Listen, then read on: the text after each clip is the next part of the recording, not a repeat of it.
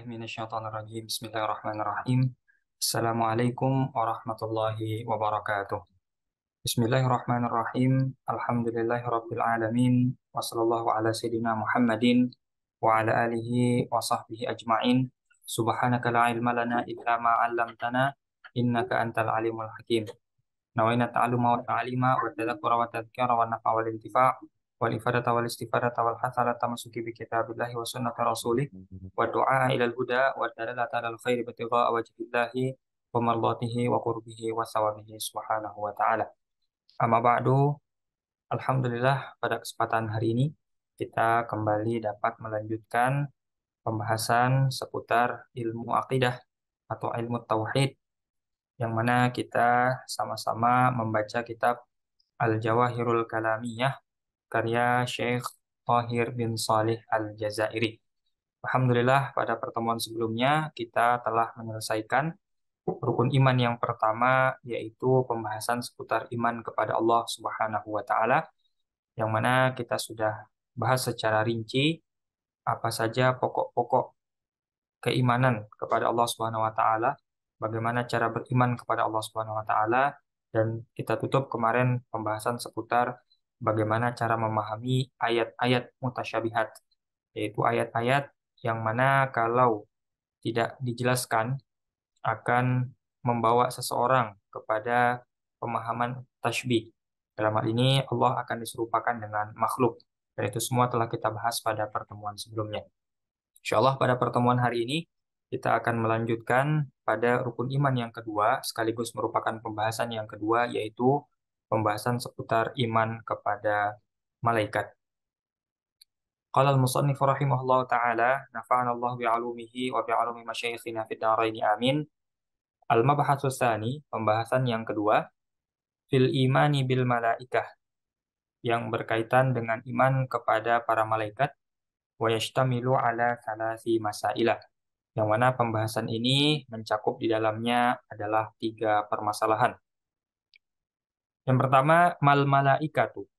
Apa sih yang dimaksud dengan malaikat itu? Atau siapa sih yang dimaksud dengan malaikat itu? Di sini Syekh Thahir Al-Jazairi memulai dengan definisi terlebih dahulu mengenai makhluk yang disebut dengan malaikat. Dan ini sangat penting agar nanti kita lebih mudah dalam hal beriman atau meyakini bagaimana malaikat itu. Beliau katakan, hum ajsamun latifatun makhluqatun min nurin la ya'kuluna wa la yashrabuna wa hum ibadun mukramuna la ya'sunallaha ma amarahum wa yaf'aluna ma yu'marun. Siapakah malaikat itu? Malaikat itu adalah ajsamun latifah, ya, jisim atau makhluk halus, ya, latifah halus, lembut, ya. Artinya tidak bisa dilihat oleh manusia biasa hanya dengan mata biasa, ya. Makhlukatun min nurin. Nah, malaikat itu diciptakan dari cahaya. Dan ini sebagaimana hadis yang diriwayatkan oleh Aisyah. Beliau berkata bahwasanya Rasulullah SAW bersabda, khuliqatil malaikatu min nurin wa khuliqal janu min marijim min narin wa khuliqa adamu mimma wusifa lakum. Hadis ini diriwayatkan oleh Imam Muslim, yang artinya dari Aisyah, Rasul bersabda, malaikat diciptakan dari cahaya, jin diciptakan dari api yang menyala, dan Adam diciptakan dari sesuatu yang telah disebutkan ciri-cirinya untuk kalian. Maka dalam hal ini, sumber yang menyatakan bahwasanya malaikat tercipta dari cahaya itu bukanlah suatu ijtihad, bukanlah suatu reka-reka semata. Tapi memang Rasulullah SAW dalam sabdanya sendiri menyatakan dalam hadis riwayat Muslim dari Aisyah tadi, bahwasanya malaikat diciptakan dari cahaya ini. La ya'kuluna wa la yashrabuna wa hum ibadun mukramun. Malaikat itu tidak makan, ya, tidak minum, dan mereka adalah termasuk makhluk atau hamba yang dimuliakan. Nah, adapun tidak makan dan tidak minumnya malaikat, ini bisa kita sandarkan kepada kisah yang terdapat dalam surat Hud ayat 69 dan ayat 70, di mana Allah Subhanahu wa taala berfirman, "Walaqad ja'at rusuluna Ibrahim bil busyra, qalu salama, qala salam, fama labitha an ja'a bi'ijlin hanif, falamma ra'a aydiyahum la tasilu ilaihi nakiruhum wa aujasa minhum khifah qalu la takhaf inna ursilna ila qaumi Lut. Yang artinya sesungguhnya utusan-utusan kami yaitu malaikat telah datang kepada Nabi Ibrahim dengan membawa kabar gembira. Mereka mengatakan selamat. Ibrahim pun menjawab selamatlah. Maka tidak lama kemudian Ibrahim dalam hal ini menyuguhkan atau memberikan hidangan berupa daging sapi yang dipanggang. Maka tatkala dilihat oleh Nabi Ibrahim, mereka ini, tamu-tamu yang datang kepada Nabi Ibrahim ini, mereka tidak menjamahnya atau tidak mengambilnya barang sedikit. Sehingga kemudian Nabi Ibrahim menganggap itu sebagai sesuatu yang aneh dan merasa takut kepada tamu yang datang kepada Nabi Ibrahim tersebut. Lalu kemudian malaikat berkata, janganlah engkau merasa takut, wahai Nabi Ibrahim, sesungguhnya kami adalah utusan yang dikirimkan oleh Allah SWT kepada kaumnya Nabi Lut. Nah, di sini dapat diambil kesimpulan bahwasanya tamu yang datang kepada Nabi Ibrahim tersebut ya sudah disuguhkan makanan dan minuman. Lalu tetapi mereka tidak mengambil sedikit pun dari makanan dan minuman tersebut. Nah, dalam hal ini menunjukkan bahwasanya malaikat tidak makan maupun minum seperti itu. Imam Masyuti juga berkata bahwasanya Imam Ar-Razi dalam tafsirnya Mafatihul Ghaib mengatakan bahwasanya para ulama bersepakat ya malaikat itu tidak makan, tidak minum dan juga tidak menikah. Ya. Lalu kemudian kita juga telah sebutkan tadi bahwasanya para malaikat itu merupakan hamba Allah yang sangat dimuliakan. Ya, kenapa? Karena selalu mengikuti apa yang atau selalu melakukan apa yang diperintahkan oleh Allah Subhanahu wa taala. La ya'sunallaha ma amarahum. Ya, mereka tidak pernah durhaka, menolak, ya, ingkar terhadap apa yang Allah perintahkan kepada mereka. Ya, apapun yang Allah perintahkan kepada para malaikat selalu dikerjakan, tidak pernah sedikit pun mereka tolak atau mereka tinggalkan. Wa yaf'aluna ma yu'marun dan mereka hanya mengerjakan apa yang diperintahkan, ya, apa yang diperintahkan kepada mereka. Maka dalam hal ini itulah yang membedakan ya antara malaikat dengan makhluk lainnya, di mana kita sebagai manusia diberikan akal dan nafsu. Dengan akal kita bisa melampaui malaikat, ya. Dengan nafsu, ya, kalau kita terjerumus dengan nafsu tersebut, kita bisa lebih hina daripada hewan. Gitu ya. Sementara hewan hanya diberikan nafsu sehingga dianggap sebagai makhluk yang hina. Adapun malaikat tidak diberikan nafsu. Nah, sehingga tidak ada rasa ingin melawan, rasa ingin menolak, rasa ingin tidak melakukan apa yang Allah perintahkan.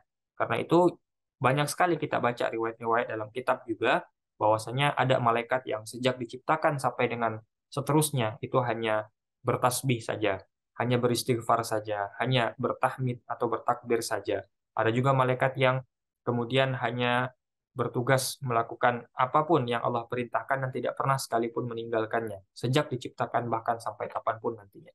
Itu menunjukkan kepada kita betapa malaikat ini makhluk yang sangat mulia, karena selalu mengerjakan apa yang diperintahkan oleh Allah.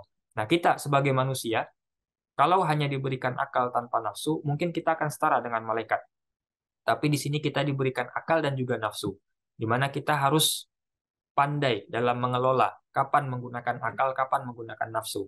Karena kalau kita terberdaya oleh nafsu sehingga melupakan akal atau meninggalkan akal sehat, ya sesuatu yang logis, maka mungkin kita lebih rendah daripada hewan. Tapi dengan adanya akal dan nafsu, di mana kita berpotensi untuk melakukan sesuatu yang sifatnya adalah syahwat, ya sesuatu yang mengikuti nafsu. Tapi ketika akal kita bisa mengelola itu semua, sehingga nafsu tersebut kita kelola dan kita tahan, maka tentu derajat kita pasti lebih mulia daripada malaikat yang memang secara asal tidak akan melakukan hal-hal yang berbau maksiat seperti itu. Nah, inilah beberapa bentuk ya kemuliaan malaikat dan bagaimana kemudian kita sebagai manusia berpotensi untuk melampaui kemuliaan tersebut ya apabila kita termasuk hamba Allah yang taat dan bisa mengelola nafsu dan menggunakan akal dengan baik. Kemudian yang kedua, hal yaral basyarul malaikah, apakah al-basyar, manusia, bisa melihat malaikat? Nah, melihat dalam hal ini adalah melihat secara langsung, sebagaimana kita melihat benda. Nah, apakah ada manusia yang bisa melihat malaikat? Beliau katakan, la yaral basyaru ghairul anbiya'i al-malaikata. Ya, manusia atau makhluk sebagaimana kita pada umumnya, selain daripada para nabi dan para rasul, jadi manusia yang non nabi dan non rasul, ya la yaral malaikata tidak bisa melihat malaikat idza kanu ala suwarihim al-asliyati, apabila mereka para malaikat dalam bentuk yang asli. Jadi tidak ada seorang pun manusia kecuali nabi dan rasul yang bisa melihat malaikat dengan bentuk yang asli. Artinya bagaimana malaikat itu diciptakan oleh Allah dengan bentuk yang asal, kita manusia biasa yang bukan nabi dan bukan rasul tidak bisa melihat bagaimana bentuknya. Li'annahum ajsamun latifah, karena malaikat itu adalah jisim atau makhluk halus, ya, makhluk yang tak bisa dilihat oleh mata. Kama annahum la yarawnal hawa'a ma'a kaunihi jisman mali'an lil fadha'i latifan. Ya, sebagaimana logikanya adalah ketika kita, ya, tidak bisa melihat, atau manusia tidak bisa melihat udara. Ya, kita merasakan adanya udara, kita mengetahui adanya udara, ya, tetapi kita tidak bisa melihat udara itu. Nah, bukan berarti ketika tidak bisa dilihat maka tidak ada. Nah, contohnya udara. Ya, ma'akaunihi, sementara udara itu kita ketahui jisman, ya, sesuatu yang punya bentuk, ya, ada jisimnya. Mali anil fadha, yang mengisi suatu tempat, suatu wadah, suatu kondisi, ya, latifan, dan dia sesuatu yang halus. Dalam hal ini tidak bisa dilihat oleh mata. Gitu ya. Jadi kalau logikanya mana mungkin ada malaikat karena kita tidak bisa melihatnya, misalkan. Ya begitu juga dengan kita contohkan, misalkan adalah udara. Kita juga tidak bisa melihatnya, tapi kita bisa merasakan kalau udara itu ada. Begitupun dengan halnya malaikat. Jadi ini logika yang diajarkan kepada kita untuk mengimani keberadaan malaikat meskipun kita tidak pernah melihat malaikat. Wa amma idza tashakkalu bi surati jismin kasifin kal insani fayarawnahum. Namun apabila mereka, para malaikat maksudnya di sini, ya, tasyakkalu bi surati jismin kasifin, ya, berbentuk atau dalam hal ini mengubah bentuk malaikat tersebut kepada suatu bentuk yang kasar, ya, makhluk kasar. Jadi tidak lagi berbentuk makhluk halus tapi berbentuk makhluk kasar. Contohnya seperti berbentuk manusia. Dan ini banyak sekali riwayat, ya, terutama riwayat-riwayat yang mana malaikat Jibril misalkan yang menyerupai makhluk. Dalam hal ini menyerupai manusia, kemudian datang kepada Nabi Muhammad untuk mengajarkan ajaran Islam sebagaimana riwayat dalam hadis Jibril, ya, hadis kedua dalam kitab Arba'in. Nah, itu sangat masyhur sekali, ada manusia yang datang dilihat oleh kebanyakan sahabat saat itu, sehingga kemudian ketika ditanya di akhir, itu sesungguhnya adalah Jibril yang sedang mengajarkan agama kepada kalian. Nah, jadi bisanya kita sebagai manusia melihat malaikat apabila mereka mengubah bentuk, ya, atau dalam hal ini berbentuk sebagaimana makhluk kasar. Contohnya seperti halnya manusia. Fayarawnahum, maka saat itu mereka manusia bisa melihat kepada eh, malaikat, ya, melihat kepada malaikat. Wa ru'yatul anbiya'i lahum ala suwarihim al-asliyati khususiyatun. Nah, adapun bagi kasusnya dalam hal ini adalah nabi dan rasul, nah mereka bisa melihat malaikat, ya, dalam bentuknya yang asli sebagaimana diciptakan oleh Allah Subhanahu wa taala. Khususiyatun itu merupakan kekhususan, ya, sesuatu hal yang khusus yang Allah berikan kepada para nabi dan rasul, ya. Jadi itu memang sesuatu yang khusus bagi mereka. Khussu biha litalaqqil masailid diniyati wal ahkami syar'iyati. Yang mana hal tersebut dikhususkan kepada para nabi dan para rasul, ya. Tujuannya apa? Agar malaikat sebagai perantara ibaratnya antara wahyu Allah Subhanahu wa taala yang disampaikan kepada para nabi, ya. Wahyu tersebut yang berisi masalah-masalah keagamaan atau hukum-hukum syar'i bisa tersampaikan kepada para nabi dan para rasul. Ya, dalam hal ini kalau seandainya nabi dan rasul tidak bisa melihat malaikat juga dalam bentuk yang asli, tentu nanti akan ada kondisi di mana wahyu tidak bisa diturunkan. Kenapa? Karena nabi dan rasul tidak bisa melihat, gitu. Jadi ada kekhususan tertentu dan alasan tertentu mengapa nabi dan rasul bisa melihat malaikat dengan bentuknya yang asli. Dan itu juga telah kita pelajari dalam ilmu Al-Qur'an, ya, ilmu Al-Qur'an, terutama dalam ilmu tafsir juga, bahwasanya cara turunnya wahyu kepada Nabi Muhammad itu ada yang langsung diturunkan oleh malaikat dalam bentuk yang asli, ada juga yang malaikat menyerupai manusia, ya, dan lain sebagainya. Wala yustaghrab, ya, dan tidak bisa kita anggap asing pula atau sesuatu yang aneh pula, ya, wujudu ajsamin bainana la naraha bil ain. Ya, adanya jisim, adanya makhluk, ya, adanya sesuatu yang berbentuk di antara kita, tetapi kita tidak bisa melihatnya dengan mata. Nah, ini untuk mempertegas kembali. Tadi sudah dijelaskan di awal, ya, salah satu bentuk, ya, kalau dikatakan malaikat tidak ada karena sebab tidak bisa dilihat, maka sebenarnya itu pertanyaannya yang salah. Kenapa? Karena sesuatu yang tidak asing lagi, tidak semua yang ada di dunia ini bisa kita lihat. Kita nggak usah ngomong malaikat dulu. Sesuatu yang dekat dengan kita sehari-hari, itu nggak semuanya bisa kita lihat. Gitu ya. Contohnya tadi udara, gitu ya, dan lain sebagainya. Wa fil mu'tadi ma yuqarribu dzalika lidhihni wa yarfa'u anhul ghaib fa inna amamana katsiran minal ajsamil hayyati. Ya, yang paling biasa kita ibaratkan ya, yang lebih mendekatkan kita kepada pemahaman dan mengangkat apa namanya keraguan kita di hadapan kita gitu ya. Jadi nggak usah jauh-jauh kata beliau ya, di hadapan kita katsiran min ajsamil hayyah. Ya, di hadapan kita ini sebenarnya banyak loh makhluk-makhluk hidup ya, wa ghairul hayyah, bahkan makhluk yang tidak hidup pun ya, la yudriku hal basar, tetapi tidak bisa dipandang oleh mata. Itu ya. Kuman, kita nggak pernah lihat kuman. Kita nggak tahu ya di hadapan kita saat ini di hadapan monitor ini ada berapa banyak kuman yang ada di monitor ini. Tidak bisa kita lihat. Bahkan kuman itu juga ada kumannya atau dalam hal ini ada sesuatu yang lebih kecil daripada itu. Ada yang lebih kecil lagi. Gitu ya. Kita membutuhkan sesuatu. Walau lan nadzarah, kalaulah bukan karena sesuatu yang membantu kita melihat dalam hal ini misalkan mikroskop ya ladhananna annaha laisa laha ainun wala athar. Nah, tentu kita akan tanpa mikroskop itu kita mungkin nggak akan melihat bahwasanya sesuatu itu nggak ada gitu ya. Jadi sesuatu itu nggak mungkin ada. Jadi sesuatu yang tidak bisa tertangkap oleh mata bukan berarti itu tidak ada. Tapi kadang memang tidak bisa kita lihat tapi bisa kita rasakan atau kita butuh sesuatu untuk melihatnya supaya bisa jelas gitu ya. Nah, kita melihat butuh kepada mikroskop gitu ya, sesuatu yang sangat kecil sekali gitu ya. Bahkan kalau dalam riwayat-riwayat ya misalkan contoh nyamuk gitu ya. Nyamuk itu kan betapa kecilnya. Tapi ternyata di nyamuk itu juga ada ulatnya, ada apa namanya organ tubuhnya gitu ya. Kita kan nggak bisa melihat itu semua gitu ya. Tapi semua itu ada. Nah, itu bagaimana kemudian Allah mencontohkan ya kepada kita betapa terbatasnya ilmu kita dibandingkan dengan ilmu Allah Subhanahu wa taala. Tidak mungkin semua itu semudah atau sesimpel yang kita kira, tapi sudah didesain sedemikian rupa ya, yang lengkap dan sempurna bentuknya yang memang kita tidak bisa lihat atau tangkap dengan mata kepala kita. Ya, kama la yustaghraq, sebagaimana tidak asing juga atau tidak aneh juga ikhtisasul ba'di bi ibsari asya'a la tudriku iral absar. Ya. Begitupun ini untuk poin kedua, di mana tadi kita katakan Nabi bisa lihat, kita nggak bisa lihat, gitu ya. Nah, memang ada yang seperti itu. Atau kalau kita sama manusia, tentu kita bisa lihat semua. Kalau nggak lihat, ya nggak lihat, gitu ya. Nah, ini beliau katakan bahwasanya hal tersebut ya tidak bisa kita anggap sesuatu yang aneh atau sesuatu yang asing. Kenapa? Karena memang ada saja di dunia ini di mana sebagian orang bisa melihatnya, tetapi sebagian yang lain tidak bisa atau luput dari penglihatan mereka.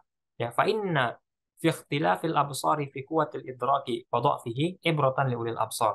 Nah, perbedaan dalam bisa melihat sesuatu atau tidak bagi sebagian orang, ya, tetapi sebagian yang lain mungkin lawannya. Ya, jadi satu bisa, satu tidak. Itu kan suatu bentuk ibrah, ya, sebagai bentuk pelajaran, ya, sebagai bentuk apa namanya kelebihan yang Allah berikan ya liulil absar bagi orang-orang yang bisa melihat. Nah, dalam hal ini berarti kelebihan yang diberikan kepada Nabi dan Rasul untuk bisa melihat malaikat yaitu kelebihan bagi mereka karena mereka adalah makhluk yang khusus meskipun sama manusia tapi manusia yang berbeda dengan kita secara umum dan itu hal yang biasa terjadi ya mungkin kita lihat yang lain nggak lihat bisa jadi hal seperti itu terjadi jadi tidak ada rasa aneh ketika kita katakan sesuatu yang ada harus terlihat nah itu tidak aneh ya pertanyaan seperti itu dan justru pertanyaannya salah kenapa karena tidak aneh sesuatu yang tidak terlihat tapi kita rasakan itu ada begitupun apakah mungkin sebagian bisa lihat sebagian yang tidak jawabannya bisa saja justru itu menunjukkan kembali ke kebesaran ilmunya Allah Subhanahu wa taala yang mana Allah bisa menentukan kekhususian ya khususan kepada sebagian makhluk yang mulia dan tidak diberikan kepada makhluk lainnya secara umum seperti itu. Kemudian yang ketiga yang terakhir ma wadhaiful malaikah. Apa sih tugasnya malaikat nih? Ya, jadi kenapa sih Allah ciptakan malaikat? Beliau katakan minal malaikati rusulun bainal maula subhanahu wa ta'ala wa baina anbiya'ihi wa rusulihi. Nah, di antara malaikat itu ada yang bertugas sebagai rusul, utusan Allah. Jadi Allah mengutus para malaikat yang menjadi perantara bainal maula antara Allah Subhanahu wa taala wa baina anbiya'ihi wa rusulihi dan para nabi dan rasulnya. Jadi Allah utus untuk menyampaikan wahyu ya ke Jibril alaihissalam sebagaimana malaikat Jibril alaihissalam wa minhum hafadhatun 'alal ibad di antara mereka ada yang bertugas untuk menjaga makhluk artinya dalam hal ini melihat apa yang dilakukan oleh makhluk hamba Allah ya ada yang mungkin melakukan maksiat, ada mungkin nanti melakukan ketaatan, itu semuanya dijaga, dilihat oleh para malaikat. Wa minhum man yaktubu a'malal ibad min khairin aw syarrin. Ada juga yang Allah perintahkan untuk menulis amalan-amalan makhluk, amalan-amalan hamba, ya, kebaikannya ataupun keburukannya. Wa minhum muwakkaluna bil jannah. Sebagian dari mereka ada juga yang diwakilkan kepada mereka atau diamanahkan kepada mereka, diberikan tugas kepada mereka untuk menjaga surga wa naimiha dan kenikmatan-kenikmatan yang ada di dalamnya. Wa minhum muwakkaluna bin nari wa adabiha. Ada juga yang diberikan tugas untuk menjaga neraka dan azab-azab yang terdapat di dalamnya. Wa minhum hamalatul arsh. Ada juga yang bertugas untuk membopong arsh, ya, membawa arsh. Wa minhum qa'imuna bimasalihil ibadi wa manafi'ihim. Ada juga di antara mereka yang ditugaskan untuk, ya, memberikan kemaslahatan atau kemanfaatan tertentu kepada makhluk-makhluk yang merupakan hamba Allah, ya, ila ghairi dzalika mimma umiru bihi, dan selainnya yang mana semua itu tentunya tugas tersebut diperintahkan oleh Allah Subhanahu wa taala. Mana dalam hal ini intinya kita bisa catat bahwasanya segala hal yang dilakukan oleh malaikat itu semuanya atas perintah Allah Subhanahu wa taala, ya, atas perintah Allah Subhanahu wa taala. Bukan karena Allah butuh kepada malaikat, apakah Allah tidak mampu untuk mencatat atau mengawasi, ya, semua makhluk? Allah mampu, ya. Nah, dalam hal ini sekaligus menunjukkan ya itu iradahnya Allah. Allah pengen, ya, ya hak Allah itu di situ. Gitu ya. Jadi Allah pengen ada malaikat, ya Allah berkehendak ada malaikat, ya berarti hak Allah. Justru seperti itu memahaminya, ya. Karena ada sebagian orang mungkin yang akan menganggap, lah kalau semua hal ini dilakukan oleh malaikat, apa karena Allah tidak mampu? Jawabannya Allah mampu. Bahkan tanpa malaikat pun Allah bisa, gitu ya. Nah, kenapa kemudian Allah ciptakan malaikat? Ya itu sebagai bentuk iradahnya Allah, ya. Allah berkehendak untuk itu dan Allah maunya itu, ya terserah Allah, gitu ya. Sebagaimana kita manusia, misalkan contoh, ya. Kita mungkin bisa melakukan sesuatu sendiri, bisa, ya. Tapi kita pengen saja untuk kemudian memperkerjakan orang untuk melakukan itu, kan bisa. Ya, bisa saja hal tersebut terjadi. Makanya begitu juga. Ya, jadi adanya penciptaan malaikat bukan berarti Allah lemah atau Allah tidak mampu. Justru Allah mampu di sini melakukan semuanya sendiri tanpa malaikat, dan adanya malaikat ini menunjukkan iradahnya dan kuasanya Allah Subhanahu wa taala mampu menciptakan makhluk seperti malaikat ini. Ya, lalu kemudian mungkin sebagai penutup dalam pembahasan ini, ya sebagaimana kita ketahui juga, ya dari sekian banyak malaikat yang Allah ciptakan, nah kita diwajibkan sebagai seorang muslim untuk menghafal setidaknya 10, ya, 10 nama malaikat yang wajib diketahui, ya, beserta dengan tugas-tugasnya. Seperti yang pertama malaikat Jibril yang tugasnya menyampaikan wahyu, kemudian malaikat Mikail yang tugasnya membagikan rezeki, ya, kemudian malaikat Israfil yang tugasnya meniup sangkakala, kemudian malaikat Israel yang tugasnya untuk mencabut nyawa, kemudian malaikat Mungkar dan Nangkir yang tugasnya, ya, dua malaikat tugasnya untuk menanyai mayat atau jenazah di kubur serta menyiksanya. Kemudian ada malaikat Raqib untuk mencatat amal baik, malaikat Atid mencatat amal buruk, malaikat Malik yang menjaga neraka, dan malaikat Ridwan yang menjaga surga. Jadi kalau kita tanyakan apakah hanya 10 malaikat, jawabannya tidak juga. Banyak di antara itu. Jadi ada yang memang Allah khususkan dengan nama, ada yang Allah khususkan dengan perbuatan. Jadi malaikat Hamalatul Arsh. Nah, yang tugasnya adalah membawa arsh, ya. Tidak tahu namanya apa gitu ya. Hamilul Arsh atau apapun seperti itu. Ya, ada yang diberikan nama khusus sebagaimana yang tadi telah kita sebutkan sebelumnya. Seperti itu. Wallahu alam, maka demikian berakhirlah pembahasan kedua rukun iman yang kedua, yaitu iman kepada malaikat Allah Subhanahu wa taala. Dan insya Allah pada pertemuan berikutnya kita akan masuk ke pembahasan ketiga sekaligus rukun iman yang ketiga, yaitu beriman kepada kitab-kitab Allah Subhanahu wa taala. Naktafi bihadzal qadar wa sallallahu ala sayyidina Muhammadin wa ala alihi wa sahbihi wasallam. Walhamdulillahirabbil alamin. Akhirul kalam wabillahi taufiq wal hidayah. Wassalamualaikum warahmatullahi wabarakatuh.